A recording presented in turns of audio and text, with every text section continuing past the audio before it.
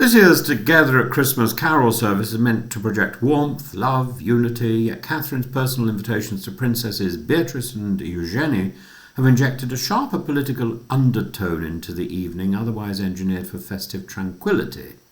The hospitality is carefully staged, but the message behind it is contested. Is it an olive branch extended at a difficult family moment, or a strategic manoeuvre that subtly boxes the York sisters into line? To understand the dilemma, we must consider the timing. Andrew Mountbatten-Windsor has suffered the most severe public rebuke any senior royal has endured in modern times. His titles, stars and honours have been removed. The scandal surrounding his past behaviour has returned with new force as investigators examine the conduct of former protection officers, and in this landscape the York sisters are walking through political minefields not of their own making.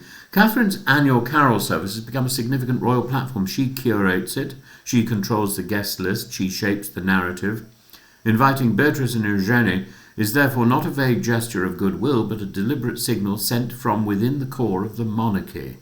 The question is what that signal intends. One reading is benign: the family is bruised, the public is tired of drama, and Catherine is attempting to prevent the York daughters from becoming collateral damage.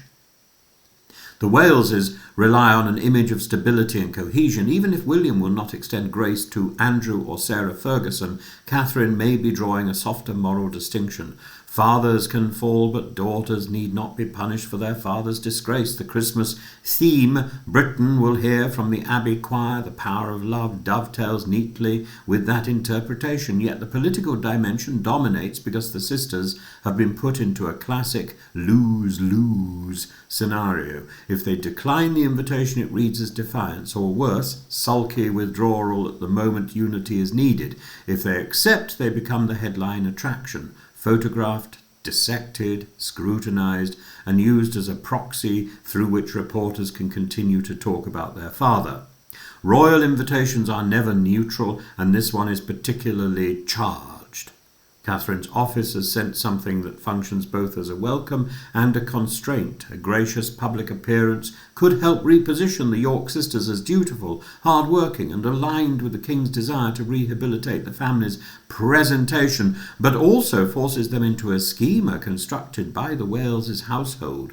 The initiative is Catherine's. Any benefit accrues primarily to Catherine's wider project of stabilising the monarchy. King Charles's own manoeuvring complicates the picture further. His quiet encouragement of Beatrice and Eugenie to take on occasional duties despite William's resistance is a polite challenge to his heir's preference for limiting the public profile of the Yorks. Eugenie now mentors for the King's Foundation. Beatrice has been reappointed as a deputy patron of Outward Bound. These are small steps, but significant ones.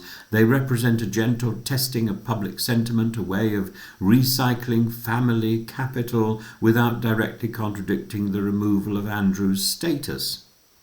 But aren't these two sisters half in and half out of the firm, exactly as Harry wanted? For Charles, the message is clear. His affection for his nieces should not be overshadowed by the downfall of their father. Absolutely. For William, the opposite instinct prevails. His view is shaped not by reputational caution, but by a profound sense of inherited moral duty. Andrew's disgrace scarred the institution. In his eyes, the York family should be kept well outside the limelight until the monarchy's position is more secure. Catherine stands between these two degrees of royal severity.